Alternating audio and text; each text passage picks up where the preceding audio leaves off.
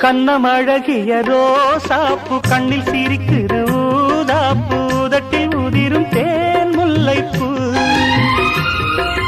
அஞ்சி ஒதுங்குது மாறாப்பு இன்னும் எதுக்கிந்த வீராப்பு அணைக்கு சிவக்கும் ஆவாரப்பூ அடி சித்திரம் எப்படி சேலைய கட்டுச்சு தேவதை பாதங்கள் பூமியில் ஒட்டுச்சு